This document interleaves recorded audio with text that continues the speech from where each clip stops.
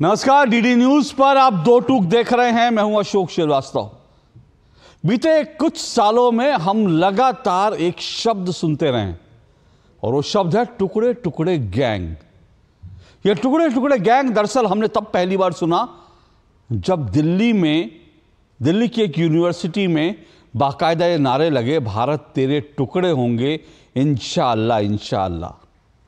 उसके बाद टुकड़े टुकड़े गैंग जो है वो शब्द लगातार प्रचलन में आया और इस पूरे गैंग को, जिसको कहा गया टुकड़े टुकड़े गैंग, इसके बारे में एक बहुत खास बात रही कि ये पूरा गैंग कश्मीर को, जम्मू कश्मीर को भारत का हिस्सा मानने से हमेशा इनकार करता रहा। यह गैंग लगातार कहता रहा कि जम्मू कश्मीर भारत का हिस्सा नहीं है। इस गैंग के कुछ लोग कहते थे कि ये कश्मीर जो है ये पाकिस्तान को दे देना चाहिए। पाकिस्तान का एजेंडा कुछ लोग चलाते थे। कुछ लोग कहते थे कि कश्मीर जो है उसको आजाद कर देना चाहिए। लेकिन 5 अगस्त 2019 को जब कश्मीर से 370 को हटाया गया, उसके बाद धीरे धीरे ये पूरा का पूरा टुकड़े टुकड़े गैंग इररिलेवेंट हो गया, अप्रासंगिक हो गया। इसलिए नहीं कि इन्होंने आवाज उठानी छोड़ दी, इसलिए क्योंकि कश्मीर के अंदर से जो आज़ादी की आवाज़ें उठती थी, कश्मीर के अंदर से जो अलगाववाद की आवाज़ें उठती थी, कश्मीर को खुद से भारत से अलग करने की आवाज़ें जो उठती थी, वो आवाज़ें धीरे धीरे ख़त्म हो गई और श्रीनगर में भी, कश्मीर में भी तिरंगा चप्पे चप्पे पर लहराने लगा। लेकिन इस सब के बीच बहुत सारी पुरानी बातें लोग भूल गए थे। अचानक से ये बातें अब फिर से चर्चा में आ गई हैं, सरफेस पे आ गई हैं। इसलिए क्योंकि ऐसे ही कश्मीर को लेकर आज़ादी का नारा लगाने वाली, न सिर्फ नारा बल्कि कश्मीर को भारत से अलग कर देने के लिए आंदोलन चलाने वाली लेखिका और एक्टिविस्ट अरुंधति रॉय के खिलाफ 2010 के एक मामले में दिल्ली के एलजी ने उस मामले में कार्रवाई करने के लिए हरी झंडी दिखा दी। इसका क्या मायना है? इसका मायना यह है कि जिस यूएपीए कानून के तहत अरुंधति रॉय के खिलाफ कार्रवाई चलाने के लिए हरी झंडी दिखाई गई है, उसके तहत अरुंधति रॉय अगर वो दोषी पाई जाती है तो उनको 7 साल की सजा हो सकती है। अब इसको लेकर एक बार फिर से देश में एक वर्ग जो है वो छाती पीट रहा है, कह रहा है कि अभिव्यक्ति की आजादी पर हमला है। आखिर अरुंधति रॉय ने ऐसा क्या किया कि उनके खिलाफ इस तरह की कार्रवाई की जाए? लेकिन अरुंधति रॉय के सारे पुराने भाषण वो सोशल मीडिया पे वायरल है और इन भाषणों में अगर आप सुनेंगे तो यह अरुंधति रॉय कहती है कि कश्मीर भारत का हिस्सा नहीं है। भारत की डीप स्टेट यानी भारत के दिल्ली के अंदर साउथ ब्लॉक में कोई साजिशकर्ता लोग बैठते हैं और ये साजिशकर्ता लोग, ये जो डीप स्टेट है, ये सेना के दम पर कश्मीर को भारत से जोड़ कर रखता है, लेकिन कश्मीर का भारत से कोई संबंध नहीं है, ना हिस्टोरिकल संबंध है, ना कोई और संबंध है। एक भाषण में अरुंधति रॉय यह भी कह रही है कि भारतीय सेना जो है वो कश्मीर में उसने बलात्कार को एक वेपन बना लिया, वेपन, एक हथियार के रूप में कश्मीरियों के खिलाफ भारतीय सेना कश्मीरी महिलाओं के खिलाफ बलात्कार को उसने एक वेपन बना लिया, हथियार बना लिया। वो गोवा को लेकर, भारत के तमाम हिस्सों को लेकर तमाम तरह की बयानबाजी करती हैं, लेकिन जिस मामले में उनके खिलाफ कार्रवाई को हरी झंडी दिखाई गई है वो राजधानी दिल्ली का मामला है, साल 2010 का मामला है।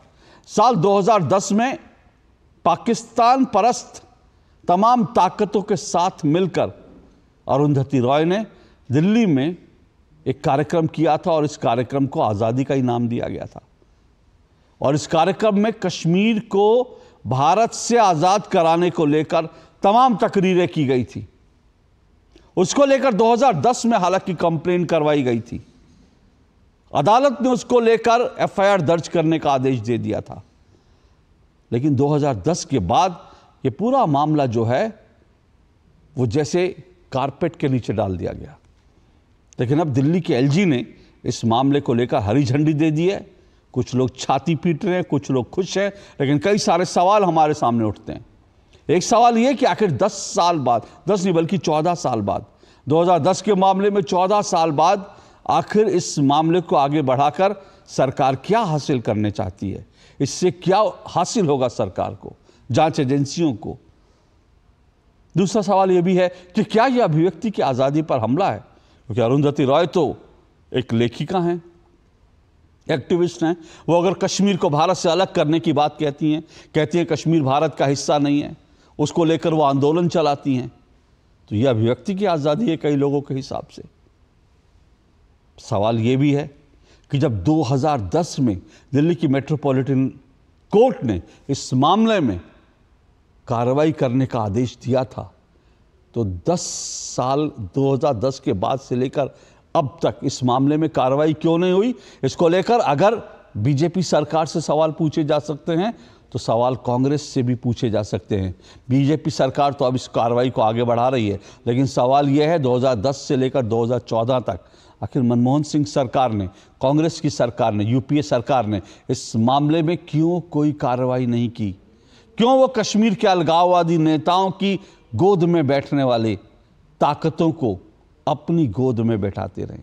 ये तमाम सवाल है जिन पर आज हम चर्चा करेंगे। टुकड़े टुकड़े गैंग पर प्रहार, खत्म इंतजार, आज इसी पर चर्चा करेंगे। इससे पहले आगे बढ़े, जरा इस मामले में जो पार्टियां, जो नेता अरुंधति रॉय का समर्थन कर रहे हैं उनको भी सुन लीजिए, और बीजेपी इसको क्या कह रही है ये भी सुन लीजिए। ये जो तमाम बयान आपको सुनवाऊंगा, इसमें सबसे चौंकाने वाला बयान आपको शिवसेना की सांसद प्रियंका चतुर्वेदी का लगेगा। सुनिए जरा।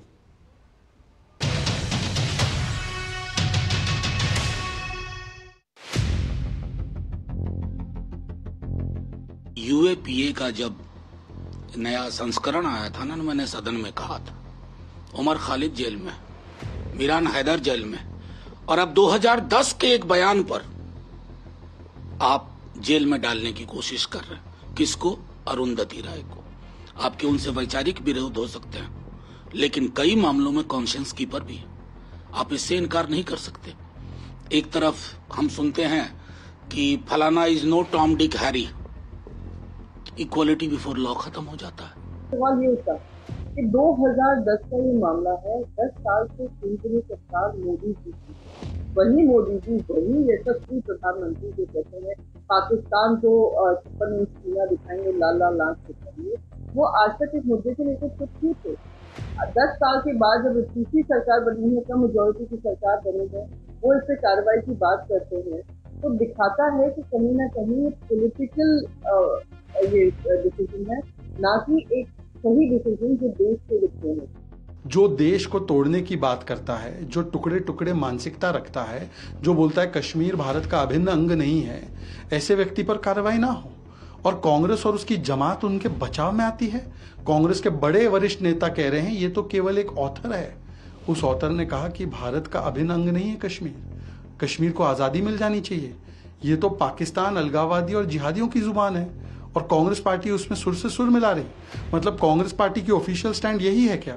इसीलिए 370 हटने का विरोध भी किया।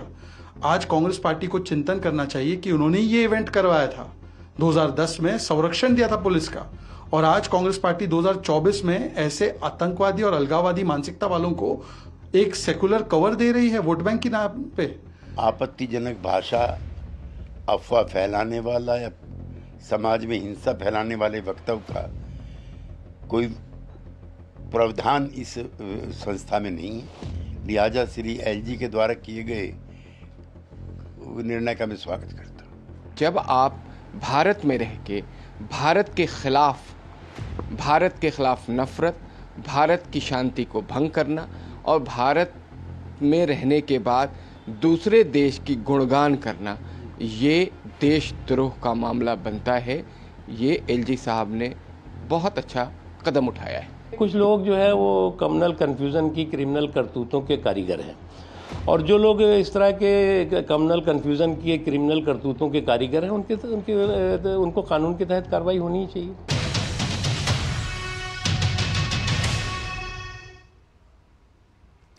तो दोनों तरफ के आपने बयान सुने और इसी को लेकर आज हम चर्चा करेंगे। और आज जो मेरा चर्चा का विषय है वो ये कि खत्म इंतजार, टुकड़े टुकड़े गैंग पर प्रहार, इसी पर चर्चा करेंगे। मेरे साथ चार मेहमान आज की डिबेट पे जुड़ रहे हैं। आइए परिचय करवा दूं।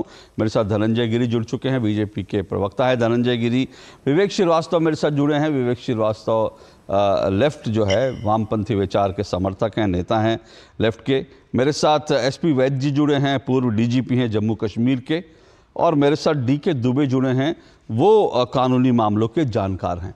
मैं बहुत ज़्यादा इसको लेकर राजनीतिक पक्षों पर तो ज़रूर बात होगी, क्योंकि हर चीज़ में राजनीति तो जुड़ी होती है, लेकिन राजनीति से इतर जो बाकी पक्ष है उन पर भी बात करूंगा। इसलिए बहुत ज़्यादा राजनीतिक मेहमान मैंने नहीं जोड़े हैं। कोशिश करूंगा कि हर मेहमान को अपनी अपनी बात आराम से कहने का मौका मिले, क्योंकि ये गंभीर विषय है और मुझे लगता है ये एक तरह का जो है आने वाले दिनों में बहुत सारी चीज़ों को एक तरह से सेट करने का संकेत दे रहा है। तो पहला सवाल धनंजय गिरी मैं आपसे ही पूछता हूँ, आखिर ऐसी क्या ज़रूरत पड़ी कि 2010 के मामले में अचानक आपकी सरकार बनी, तीसरी बार आपकी सरकार बनी, और उसके बाद जो शुरुआती कदम लिए जाते हैं उसमें एलजी साहब का ये फैसला भी है। सवाल यही है कि 10 साल तक आपने नहीं लिया, 10 साल आपकी सरकार थी, तब आपको इसका ख्याल नहीं आया। आज आखिर क्या वजह है कि आपने इसको इस इशू को उठाया, क्यों? अशोक की बौद्धिकता जब राष्ट्र विरोधी हो जाती है तो राष्ट्र के लिए पातक हो जाती है। 2010 में जब ये इशू आया था तब तमाम अखबारों की सुर्खियां बना था, और उस समय ये चर्चा थी सेडेशन, राष्ट्रद्रोह का कानून इस पर लगाया जाएगा और उन पर केस चलेगा। लेकिन उस समय की वर्तमान सरकार ने इस चीज़ों को ठंडे बस्ते में डाल दिया। 2017 में जाकर के इसकी सीडी और डीवीडी की वीडियो की फॉरेंसिक जांच होती है, उसके बाद रिपोर्ट आता है, और कोई भी जो टुकड़े टुकड़े गैंग का सदस्य है, भारत के शुरू से ये रहा है, कश्यप मिर्च की धरती लहूलुहान रही, कश्मीर की वादियों में जो बारूद बोते जाते रहे, उसमें विचारों का बहुत बड़ा योगदान रहा। और ऐसे लोग जो भारत के भीतर रह करके एंटी नेशनल प्रोपेगेंडा चलाते रहे, जो विदेशी मुल्कों के साथ हाथ मिलाते रहे। और अगर इतिहास को उठा करके देखें तो कश्यप मीर की धरती है, अशोक ने श्रीनगर बसाया था, और उनके हेट स्पीच में ये साफ साफ वो कर रहे हैं कि कभी भी भारत जुड़ा नहीं था, भारत का अभिन्न अंग था, हमने कश्मीर के लिए कुर्बानी दी है, बलिदान किया है, और जीवन ये नारा लगाया है हमेशा कि जहां हुए बलिदान मुखर्जी वो कश्मीर हमारा है, और सारा का सारा है, जो बचा हुआ भाग है उसकी भी बात करते हैं। लेकिन जो अंदर के छुपे हुए गद्दार देश के भीतर जो बौद्धिक रूप से है, उन पर कार्रवाई करने के लिए हमारी सरकार हमेशा से एक्टिव है, और हम कभी भी किसी भी स्थिति में इसको बख्शा नहीं जाएगा। 1966 का जो कानून है उसको सरकार ने 2012 में 14 में भी उसको अमेंड किया, 17 में हमने अमेंड किया है, और उस पर के तहत कानून कार्रवाई की जाएगी। 153A भी, 504, 505, 1996 सीआरपीसी, जो भी ये धाराएं हैं जिसमें गंभीर से संगीन है भारत के विरुद्ध बोलना, इसकी बातें करना, और इसके तरह सीधा राष्ट्रद्रोह है, राष्ट्र की एकता, अखंडता, संप्रभुता पर सीधा हमला है। और जिन लोगों के भारत का इस पुराना इतिहास रहा है कि भारत कभी अपने वैभव और पराक्रम से नहीं आ रहा, उनके वीर जाफर और इनकी एक लंबी श्रृंखला रही है, इनकी ऐसे बौद्धिक रूप से ऐसे लोग इसी का हिस्सा है। और इन टुकड़े टुकड़े गैंग के कुछ लोग आप देख रहे हैं कि अलग अलग राजनीतिक दलों में भी पहुंच चुके हैं, तो धीरे धीरे सबका हिसाब होगा। जैसे ठीक है, धीरे धीरे सबका हिसाब होगा, अच्छी बात है।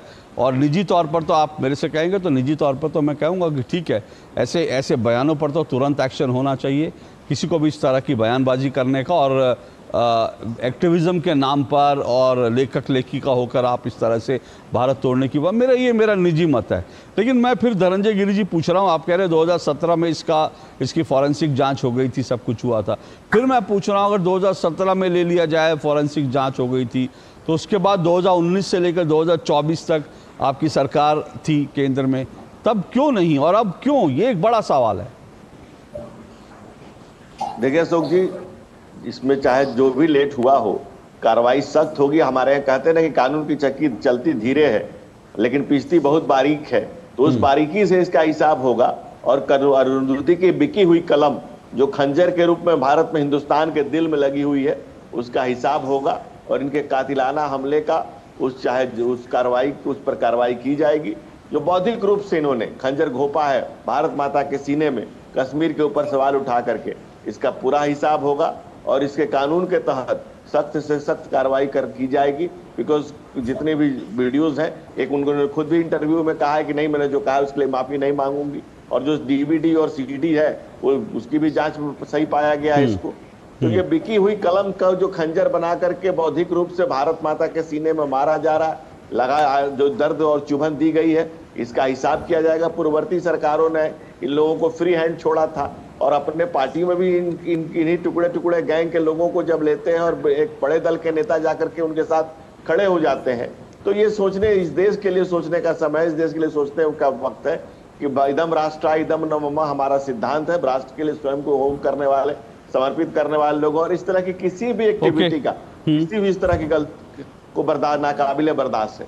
ओके, मैं आऊँगा इस पर। जो आप कह रहे हैं नाकाबिले बर्दाश्त है, और आप जो बात कर रहे हैं उसमें मुझे भविष्य की भी कुछ झलक दिख रही है कि भविष्य में भी अगर इसी रास्ते पर आप चलेंगे तो भविष्य में भी किन किन के खिलाफ क्या क्या कार्रवाई हो सकती है, वो भी एक छोटा सा मुझे संकेत मिल रहा है। लेकिन उन संकेतों पर उससे पहले विवेक श्रीवास्तव जी, इसमें तो कोई दो राय नहीं है, आतंकवादी सिर्फ वो नहीं होते जो बंदूक उठाते हैं, लोगों को मारते हैं, बल्कि बौद्धिक आतंकवादी भी होते हैं जो उनको, आतंकवादियों को दरअसल एक उर्वरा ज़मीन तैयार करके देते हैं, एक आइडियोलॉजिकल वॉर उनके लिए तैयार करते हैं जिसमें जो बच्चे हैं, जो युवा हैं उसमें फंसें और वो गन उठाएं।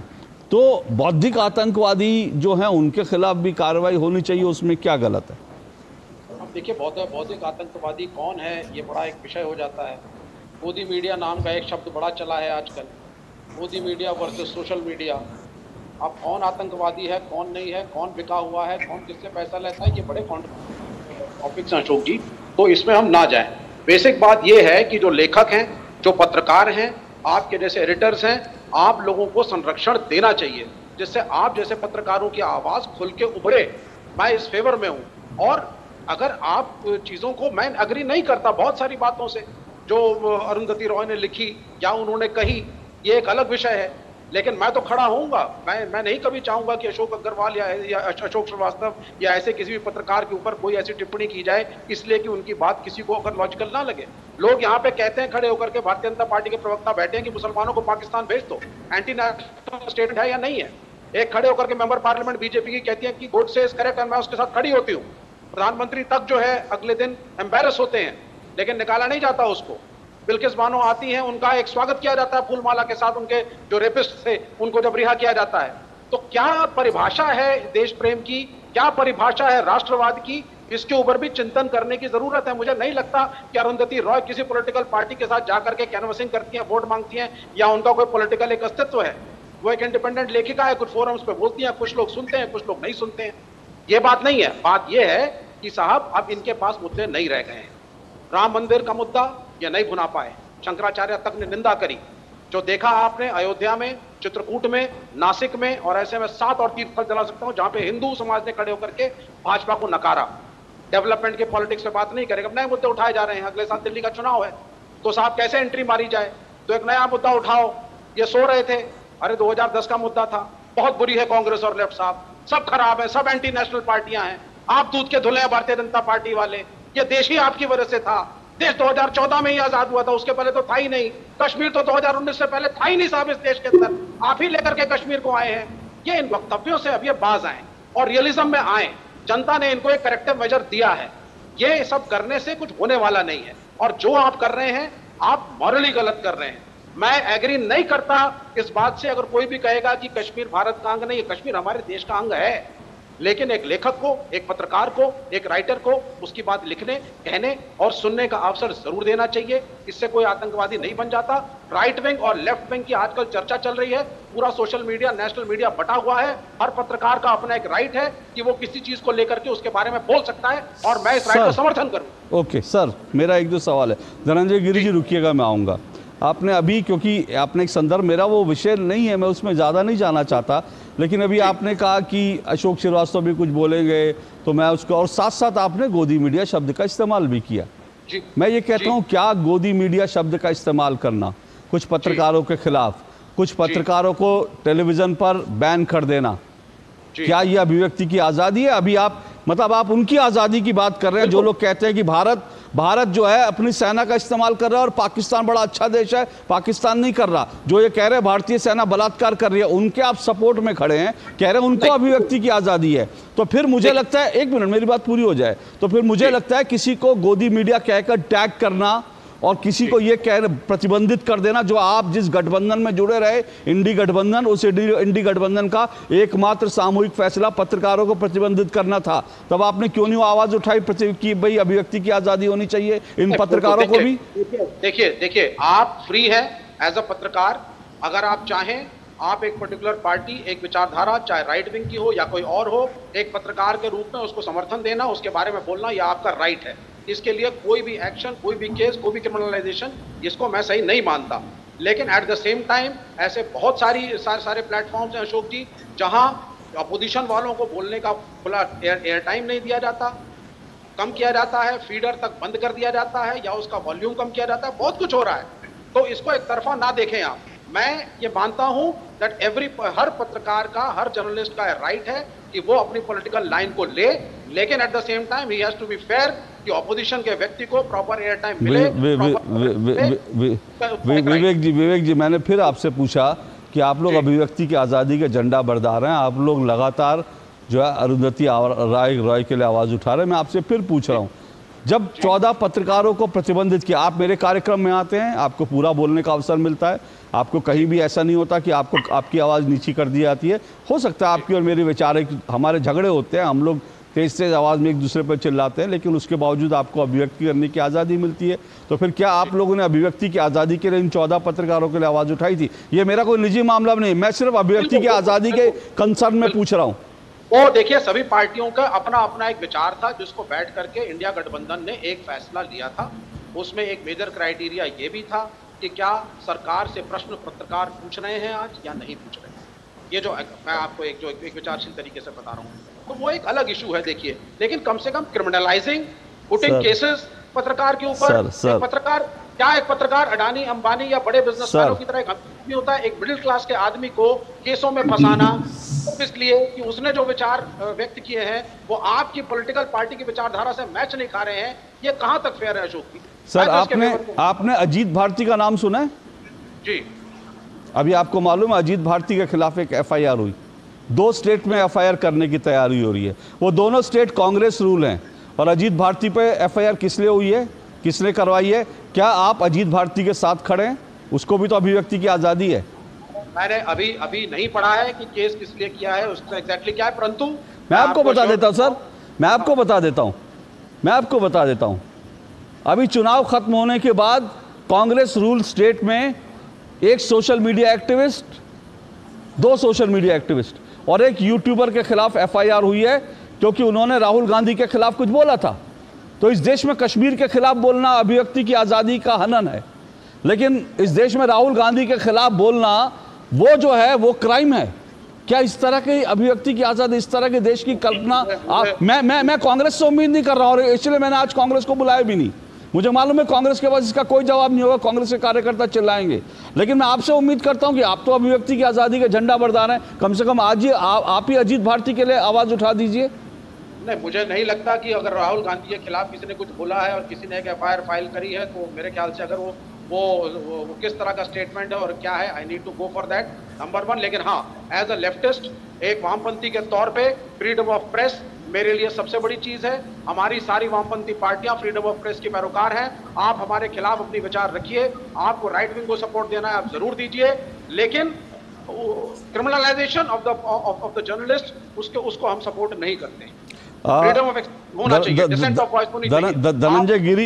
धनंजय गिरी रिस्पॉन्ड करे, लेकिन एक बात मैं फिर कह रहा हूं विवेक श्रीवास्तव जी, एक और यूट्यूबर था 11 महीने जेल में रहा। वो तमिलनाडु की सरकार ने, DMK की सरकार ने, कांग्रेस की सरकार ने एक यूट्यूबर को उठाकर 11 महीने तक उसको जेल में रखा।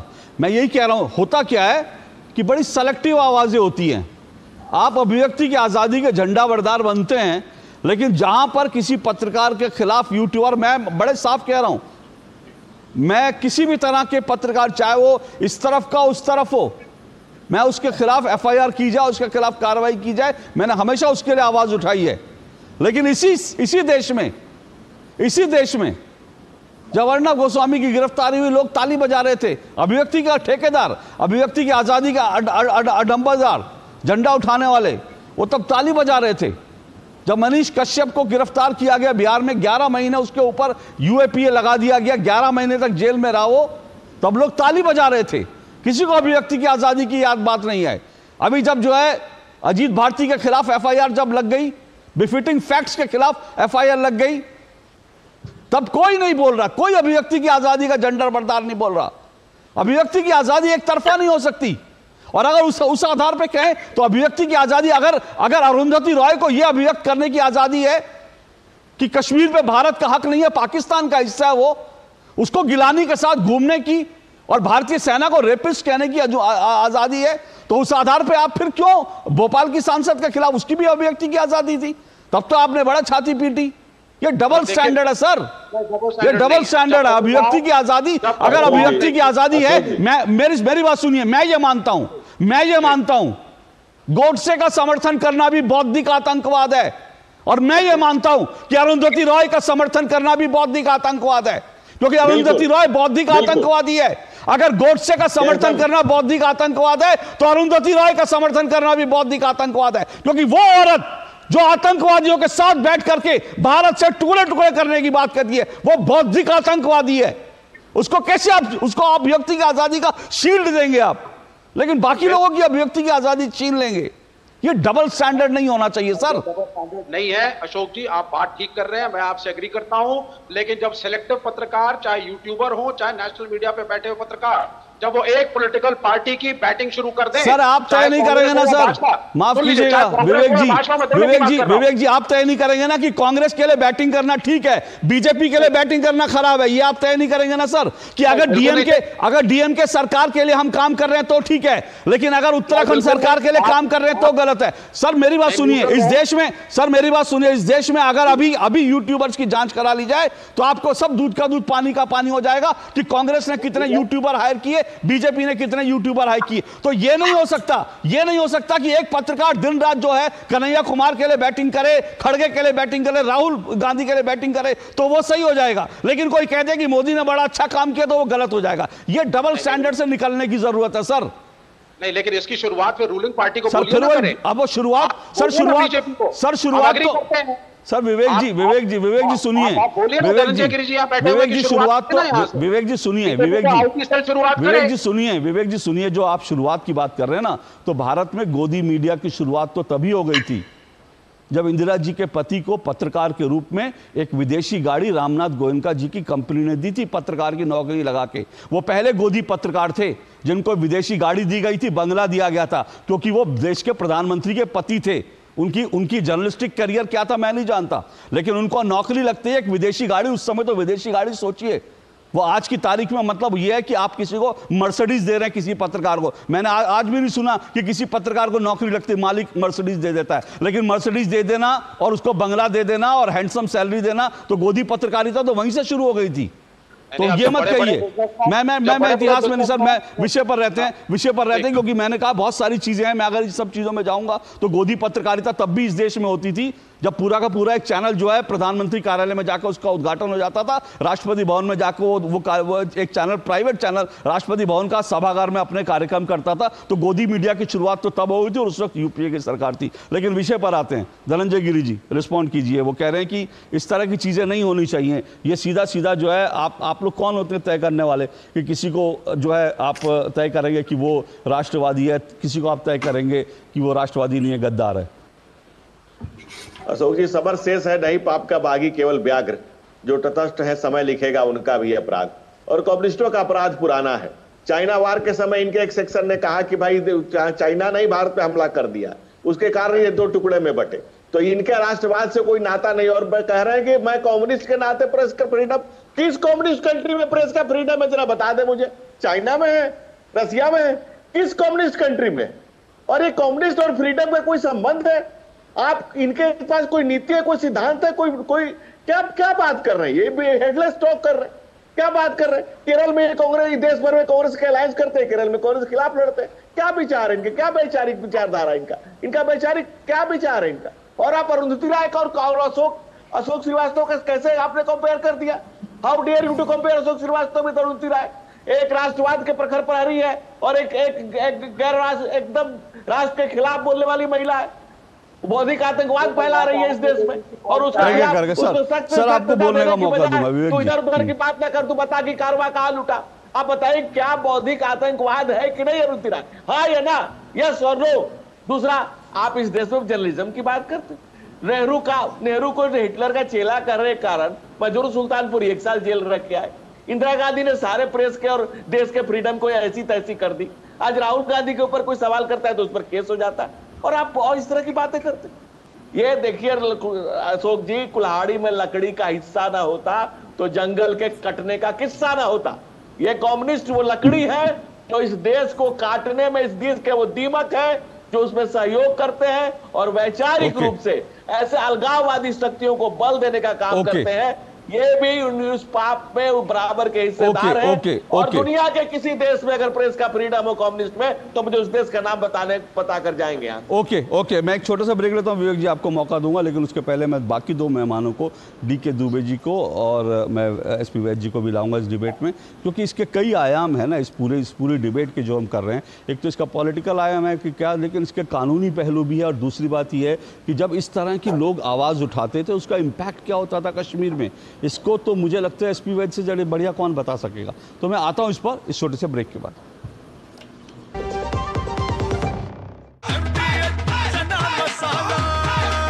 अब छोलिया हो या लोबिया, सफेद चने या काले चने, सब कुछ मजेदार बने।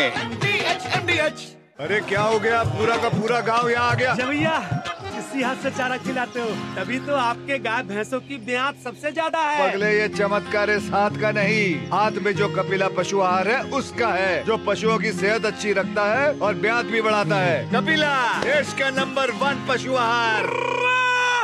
Curiosity can take you to some out of the world places. Took me to the moon today. Curious about this place? Scan this QR code before I take it off with my Seat tires. Seat, crafted for the curious. बात जब पीढ़ियों के लिए बनने वाले घर की हो तो जिम्मेदारी बड़ी हो जाती है। गैलेंट समझता है ये जिम्मेदारी। अब डबल एम रिब्स के साथ गैलेंट एडवांस TMT रीबार, निर्माण का रियल हीरो। क्या हुआ? I have lost everything काका। मैंने अपनी 3 साल की सारी सेविंग्स ज्यादा फायदे के चक्कर में नए ट्रेंड्स पे लगा दी। Relax and move to proper investments like mutual funds. वो रेगुलेटेड है, वेरीफाइड भी है and are handled by experts. अब तो मैं पूरा जीरो पे आ गया हूँ। थैंक्स काका। अब सब सही है। म्यूचुअल फंड निवेश बाजार जोखिमों के अधीन है। योजना से जुड़े सभी दस्तावेजों को ध्यान से पढ़ें। हमारा डेजर्ट आ गया, पर हमारी चैंपियन नहीं आई अब तक। बिल भरने के पहले तो आएगी ना। So girls, क्या हो रहा है? बिल हो रहा है। चल अपना कार्ड दे। पिन दे। RBI कहता है अपना पिन, OTP, CVV या इंटरनेट बैंकिंग पासवर्ड किसी को ना दे। ऑनलाइन बैंकिंग सिर्फ अपने ही कंप्यूटर, मोबाइल और सिक्योर नेटवर्क से करें।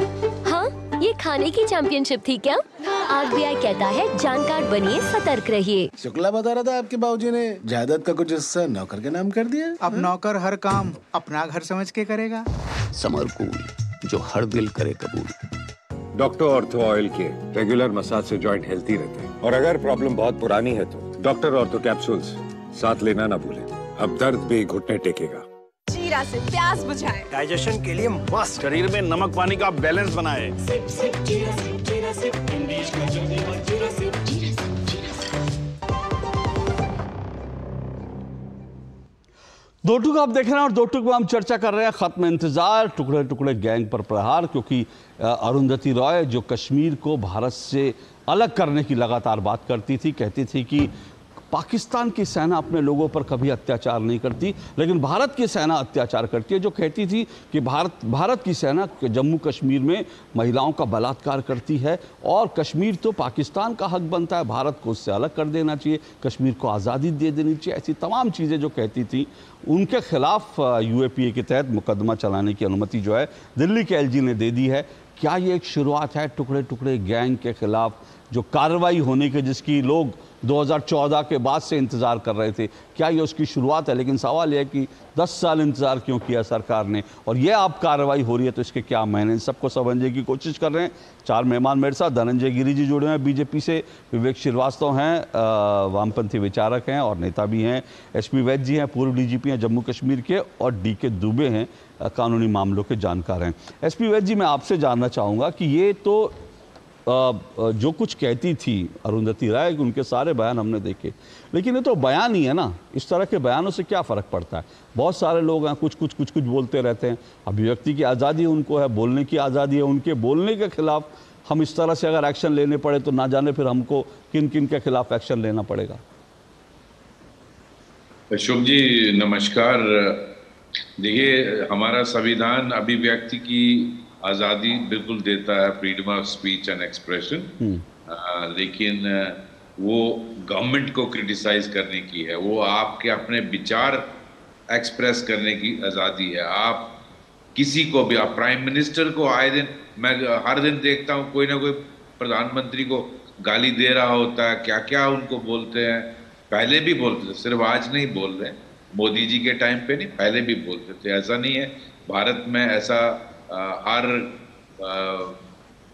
टाइम पर हुआ है, लेकिन ये बात समझनी चाहिए कि ये अभिव्यक्ति की आज़ादी की एक लिमिटेशन है, और ये कॉन्स्टिट्यूशन में बड़ा क्लियर है।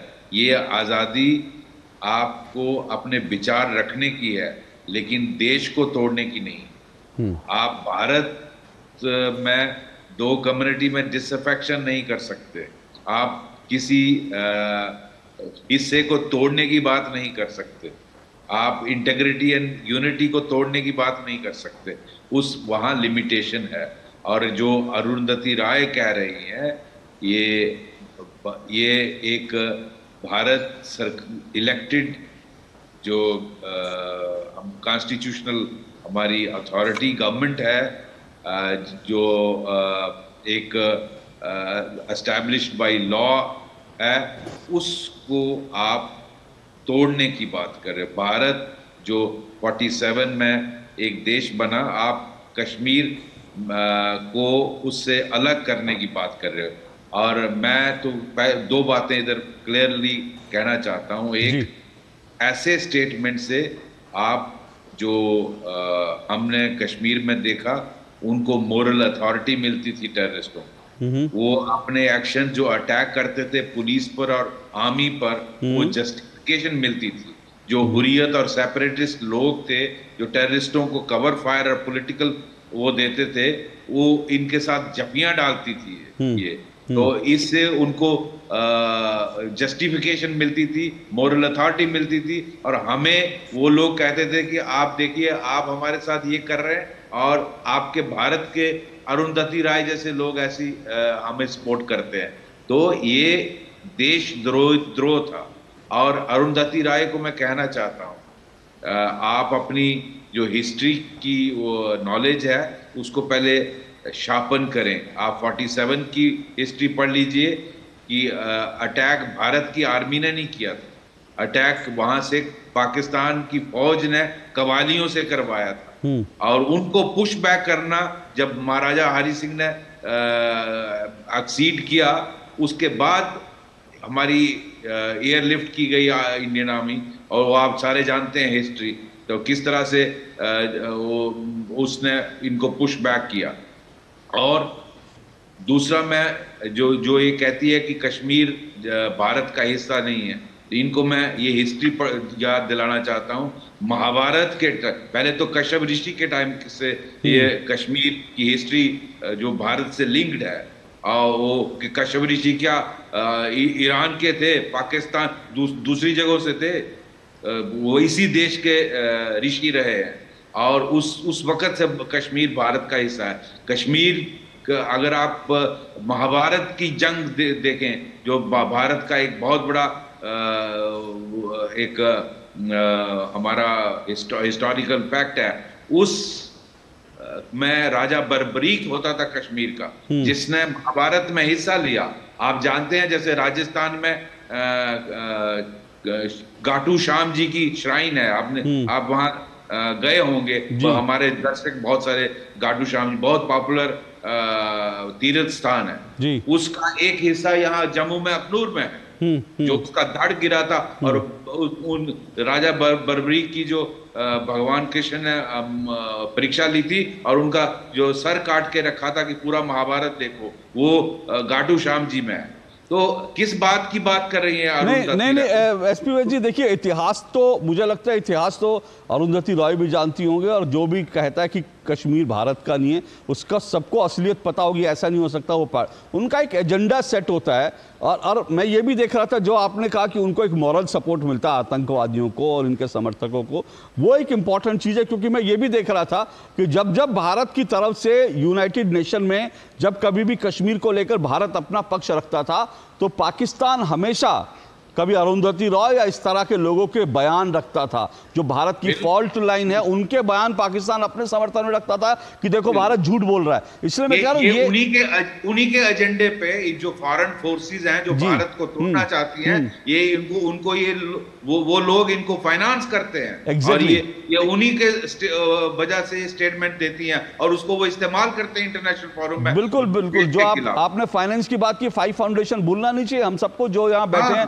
सब अच्छी तरह से जानते हैं 5 फाउंडेशन जो है ISI के इशारे पर काम करता था, कैसे भारत से पत्रकारों को, लेखकों को 5 फाउंडेशन की तरफ से ले जाया जाता था, अमेरिका में मुफ्त की अय्याशी कराई जाती थी, सारा इनका ध्यान पूरा लुक आफ्टर करते थे। एग्जैक्टली पूरा उनको लुक आफ्टर किया जाता था। और ये जो कहती है कि पाकिस्तान आर्मी जाती नहीं करती है, मैं जरा रिक्वेस्ट करूंगा आप जरा देखिए पाकिस्तान में POK के लोगों की क्या हालत है। सबसे पहले तो उन्होंने अपना देश बर्बाद कर दिया, अपने लोगों को भूखा मरवा दिया, अपने फायदे के लिए सबसे बड़ी दुनिया का ड्रग कार्टेल चलाते हैं। पाकिस्तानियों को आज किस कगार पर रखा? ये पाकिस्तान की आर्मी है, झूठी मक्कार आर्मी है, और आप उसको हमारे भारत की आर्मी से कंपेयर करते हो। यहाँ 1 मिनट में कोर्ट मार्शल हो जाता है, मैंने कई अफसरों को कोर्ट मार्शल होते हुए देखा। ये किस बात की पाकिस्तान आर्मी की वो करती हैं?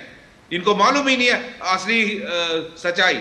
पाकिस्तान के जनरल हैं वो जंग नहीं लड़ सकते हैं, इसलिए प्रॉक्सी वार करते हैं। हमारी फौज को अपने लोगों को झूठ बताते हैं कि हर जंग भारत ने स्टार्ट की, और साले हार गए हैं और 2 कंट्री के 2 हिस्से करवा दिए। सर जानते सब हैं, लेकिन वही है कि पैसा बोलता है। एक गाना है, तो मुझे तो वही लगता है कि कहीं ना कहीं जो है चीज़ें। लेकिन DK दुबे जी, मैं इसके कानूनी पहलू समझना चाहता हूँ आपसे। 14 साल बाद इस मामले में जो है आगे बढ़ाने के लिए कहा गया, लेकिन ये सब इतना जो ख़राब हुआ, उसके कारण क्या लीगली ये जो पूरा मामला है वीक नहीं हो जाता है? ये पूरा मामला जो है, इसको लेकर कई तरह के सवाल नहीं उठेंगे? 3 साल से कम सजा वाले मामलों में तो ये फॉर्मूला लागू होता है, बाकी में नहीं लागू होता है। ओके। याद रखने की बात यह है कि अगर किसी ने मर्डर आज से 50 साल पहले किया और आज उसका खुलासा हुआ, तो क्या उसके ऊपर मुकदमा नहीं चलना चाहिए या उसको सजा नहीं मिलनी चाहिए? क्योंकि साहब वो 50 साल पहले उसने मर्डर किया था, और आज चूंकि 50 साल बाद बच्चे हो गए, बच्चों के बच्चे हो गए, और वो बुढ़ा हो गया और मरने जा रहा है, ये कोई लॉजिक नहीं है। दूसरी बात यह है कि जिस समय ये कहा गया था, ये जो कॉन्फ्रेंस हुई थी कॉपरनिकस मार्ग पर, उसी समय FIR के लिए थाने जाया गया था, लेकिन उस समय चूंकि पुलिस ने FIR नहीं लिखी थी, इसलिए कोर्ट के आदेश पर FIR लिखी गई। 156(3) से FIR लिखी गई, उस पर इन्वेस्टिगेशन हुआ, और इन्वेस्टिगेशन क्या, वो जो वीडियोस थे उनकी फॉरेंसिक होनी होती है, बाकी तो कुछ विशेष इन्वेस्टिगेशन होता नहीं। तो फॉरेंसिक जब होकर आई 2017 में, तो खास बात यह है कि 153A और 153B ये और UAPA आजकल, इन धाराओं में अगर कोई केस फाइल हुआ है तो प्रोसिक्यूशन सैंक्शन होता है। प्रोसिक्यूशन सैंक्शन से मतलब यह है कि इनका पक्षधर सरकार होनी चाहिए, सरकार के द्वारा ही ये केसेस हो सकते हैं। अगर किसी प्राइवेट इंडिविजुअल ने ये केस किया है और कोर्ट के सामने चार्जशीट लग गई है, तो कोर्ट उसकी प्रोसीडिंग नहीं शुरू कर सकता। ओके। मैं फिर एक बार बताता हूं कि चार्जशीट बन गई, चार्जशीट कोर्ट में लग गई, लेकिन कोर्ट की रिस्ट्रिक्शन ये है कि वो सेक्शन 196 उस समय जो सीआरपीसी का पुरानी वाली का होता था, आजकल नई वाली संहिता का 217 है, वो ये कहता है कि प्रोसिक्यूशन जब तक सरकार सैंक्शन नहीं देगी तब तक मुकदमा नहीं चल सकता। ओके। एलजीपी ने कोई विशेष काम नहीं किया, सिर्फ इतना तो मेरा भी ग्रीवांस है कि इतना डिले क्यों हुआ, लेकिन कोर्ट के आदेश पर एफआईआर हुई, कोर्ट ने मतलब मुकदमा नहीं चला सकता इसलिए सैंक्शन मांगा जा रहा है। तो उन्होंने केवल चार्जशीट पर सैंक्शन कर दिया है कि भाई आपको अगर लगता है तो आप इस पर मुकदमा चलाइए। अब आप कहते हैं कि भाई मैं सही कह रही थी, मुझे राइट था और जो भी, तो वो कोर्ट में जाकर आप अपनी बात कहिए, क्योंकि किसी भी केस में अगर आप सत्य बोल रहे हैं तो ऐसी परिस्थिति में आपको एग्जेम्पशन मिल जाएगा। लेकिन जब आप ये कहते हैं कि मुझे फंडामेंटल राइट है आर्टिकल 19(1)(a) का, क्योंकि स्पीच एंड एक्सप्रेशन है, तो मैं याद दिला दूं कि कहीं भी पत्रकारों के लिए, लेखकों के लिए, प्रोफेसर्स के लिए कहीं भी कॉन्स्टिट्यूशन में कोई एक्सेप्शन नहीं दिया हुआ है। ओके। कॉन्स्टिट्यूशन ये कहता है कि जितना राइट एक आम इंडिविजुअल को है उतना ही राइट सबको है। ये Indian express versus union of India के जजमेंट में ऑनरेबल सुप्रीम कोर्ट ने क्लियर किया था। उन्होंने कहा कि आप कहिए आप पांचवा पिलर है, मुझे कोई समस्या नहीं, लेकिन आपको उतना राइट है जितना एक सामान्य व्यक्ति को है। तो अगर कोई राइटर है, कोई पत्रकार है, तो इसका मतलब ये नहीं है कि वो देश तोड़ेगा, इसका मतलब वो बिल्कुल नहीं है कि वो कुछ भी करता घूमेगा। इसलिए इस मामले में जो भी कहना है वो कोर्ट के सामने कहना है। यानी लीगली एक साउंड केस बनता है ये अरुंधति रॉय के खिलाफ। साउंड नहीं, ये तो जो फॉरेंसिक हो चुका है, 100% सजा का प्रावधान इसमें मिलेगा। इसलिए मिलेगा क्योंकि जिस कॉन्स्टिट्यूशन की इंटीग्रिटी की बात करते हैं उसका पहला शेड्यूल में जम्मू कश्मीर 15वें नंबर का राज्य अभी तक 2019 से पहले 15वें नंबर पर लिखा हुआ था। यानी कि जिस कॉन्स्टिट्यूशन से स्पीच एंड एक्सप्रेशन मांग रहे हो उसी कॉन्स्टिट्यूशन का आर्टिकल 19(2) ये कह रहा है कि सॉवरेंटी और इंटीग्रिटी पर आप प्रश्न खड़े नहीं कर सकते, आपको आजादी ही नहीं है। और वही संविधान ये कह रहा है कि प्रियम्बल में की इंटीग्रिटी है, और वही संविधान का आर्टिकल 1 जो पूरे देश की डेफिनेशन देता है उसका पहला शेड्यूल, उसमें जम्मू कश्मीर मेंशन्ड है। तो कौन सा फॉर्मूला है, कहां से बचोगे, आपके बचने का रास्ता क्या है? जो तो आप कह रहे हैं स्टोरियां बनाकर दीजिए, कॉन्स्टिट्यूशन में जो लिखा है उसके परे स्टोरी हो जाएगी क्या? वो स्टोरियां आपकी नहीं चलेंगी और इस तरह का राइट आपके पास है नहीं। ऑलरेडी बहुत सारे जजमेंट्स में सुप्रीम कोर्ट इस बात को ओके। तो इसका मतलब अरुंधति रॉय की मुश्किलें जो है सीरियसली बहुत बढ़ गई हैं, जिस तरह का डीके दुबे बता रहे हैं। लेकिन जाहिर सी बात है कि कानूनी रूप से तो बचती नहीं दिखती, इसलिए जो है एक बड़ा वर्ग उनके बचाव में उतरा है, पर उसका होगा क्या, उससे कोई फायदा होगा उनको? मैं आऊंगा इस पर इस छोटे से ब्रेक के बाद। बढ़िया है, प्राकृतिक हल्दी, मिर्ची, धनिया नहीं, मिर्ची, धनिया, हल्दी, MDH। हाय मॉम, फिर से शॉपिंग? बाबूजी, आपने इसे बिगाड़ के रखा। लिमिट में करो तो कुछ बुरा नहीं होता है। बिना लिमिट शॉपिंग करेगी आपके कार्ड पे ऐड ऑन जो है। मैंने तो कार्ड पे लिमिट सेट कर दिया। अच्छा, इसके फायदे ये हैं कि रिस्क कम हो जाता है, और अगर फ्रॉड भी हुआ तो तुरंत बैंक को बोल दीजिए, नुकसान कम। दादू, नेक्स्ट टाइम ये pink dress. You are the limit. Limit तो सेट है। RBI कहता है जानकार बनिए, सतर्क रहिए। सर, आप बहुत लकी हैं कि आपके बेटे ने हेल्थ इंश्योरेंस और बाकी सारी फॉर्मेलिटीज टाइम से पूरी कर दी है। मेरा बेटा? तो फिर आप? पॉलिसी बाजार। क्लेम के टाइम पे हमेशा आपकी हेल्प को तैयार। पॉलिसी बाजार, 1 करोड़ का हेल्थ इंश्योरेंस सिर्फ 390 रुपए महीने से शुरू। बात जब पीढ़ियों के लिए बनने वाले घर की हो तो जिम्मेदारी बड़ी हो जाती है। गैलेंट समझता है ये जिम्मेदारी। अब MM रिब्स के साथ गैलेंट एडवांस TMT रीबार, निर्माण का रियल हीरो। घुटना, कंधा या कमर, चाहे जैसा हो दर्द, डॉक्टर ऑर्थो आपको देता है दर्द से पूरी आजादी। ये कोई टेम्पररी पेन किलर नहीं, आयुर्वेदिक औषधि है। ये डाउट बहुत ही अमेजिंग चीज है, काम आसान कर देती है।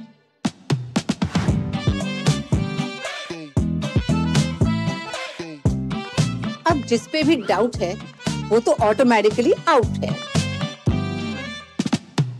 लेकिन मुथूट फाइनेंस से गोल्ड लोन लेते हुए कोई डाउट नहीं है, क्योंकि यहाँ है पूरी ट्रांसपेरेंसी 100% भरोसा और सुरक्षा।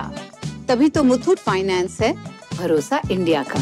मुथूट फाइनेंस, इंडिया का number 1 most trusted financial services brand. तो गोल्ड लोन लेने के लिए कॉल करें 1-800-313-1212। Curiosity can take you to some out of the world places.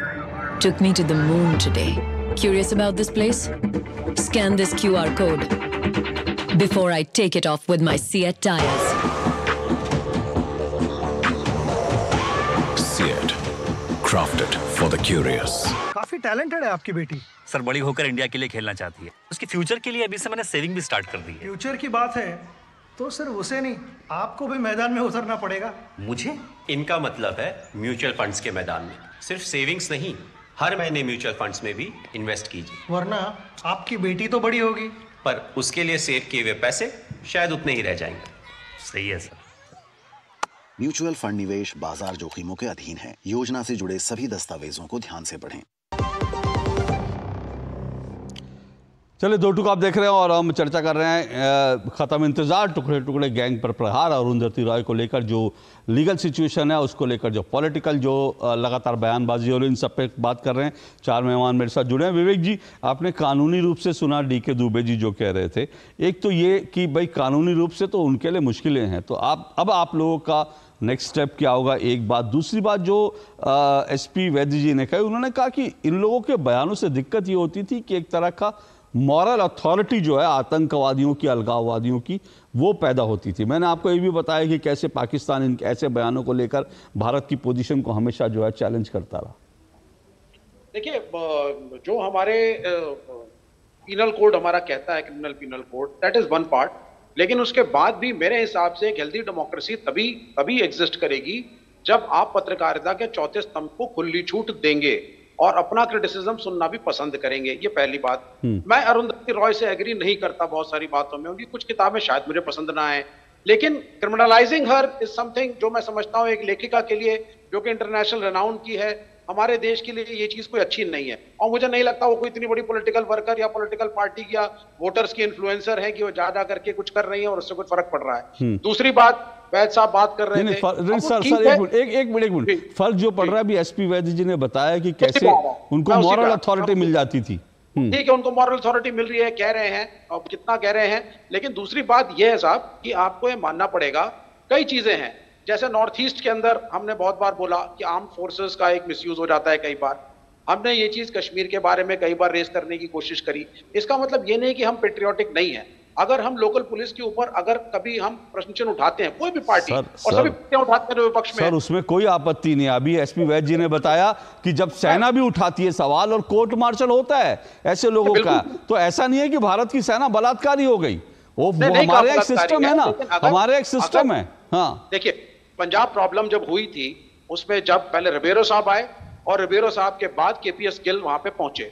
KPS Gill साहब ने जो मेथोडोलॉजी उस वक्त कांग्रेस की सरकार थी जो वहां पे अडॉप्ट करी, उसके अंदर रीइंटीग्रेशन उन युवाओं का जो भटक गए हैं, एक मिनट, और उसके अलावा जो फॉल्टी पुलिस ऑफिसर्स, थोड़ा विषयांतर और थोड़ा मेरे पास समय की कमी है, मैं ये पूछ रहा हूं आप लोग क्या इस पे कोई स्टैंड आपका फ्यूचर में, बहुत संक्षेप में 30 सेकंड में? हम बड़े क्लियर हैं कि हम फ्रीडम ऑफ एक्सप्रेशन के साथ हैं और हम लेखकों का, पत्रकारों का विक्टिमाइजेशन उसके हम पक्ष में नहीं है। देश के हम साथ हैं और कश्मीर हमारे देश का एक अंग है, उसको सभी। धनंजय गिरी जी रिस्पॉन्ड कीजिए।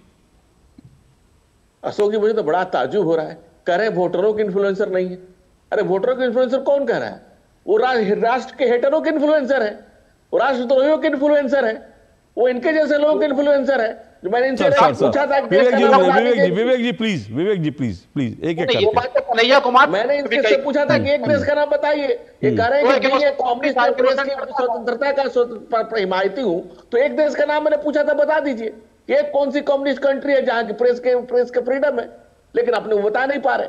और वोट सारा कुछ वोट से नहीं है, वोट चुनाव आएंगे जाएंगे, पार्टियां बनेगी बिगड़ेगी, हमारी चेतना के केंद्र में ये राष्ट्र है और राष्ट्र पर सवाल उठाने वाला नाकाबिले बर्दाश्त है, और जो व्यक्ति राष्ट्र पर सवाल उठाएगा वो बर्दाश्त से पार। ओके, चलिए मेरे पास आज समय इतना ही है, लेकिन एक बात तो तय है जो DK दुबे जी ने बताया कि मुश्किलें तो अब बढ़ेंगी उनकी, और एसपी वैद्य जी ने बताया कि ये इस तरह के कदम इसलिए ज़रूरी हैं क्योंकि मॉरली जो है आतंकवादी, अलगाववादी और पाकिस्तान के स्टैंड जो है वो उसको जस्टिफाई करने का मौका मिल जाता है। इसलिए जो कार्रवाई हो रही है भले ही देर से हो रही है, लेकिन देर आए दुरुस्त आए। मुझे लगता है कि इस कार्रवाई का इम्पैक्ट कम से कम ऐसा और पड़ेगा कि देश में और अरुंधति रॉय कम से कम और पैदा ना हो। ये ठीक है, वो नावल लिखें, बहुत अच्छा है नावल लिखें, लेकिन कम से कम भारत से कश्मीर को अलग करने या भारत के टुकड़े टुकड़े करने का सपना कोई ना ही देखे तो अच्छा है। बहुत बहुत शुक्रिया मेरे सभी मेहमानों का। 2 टूक में आज बस इतना ही। कल आपसे मुलाकात होगी। नमस्कार।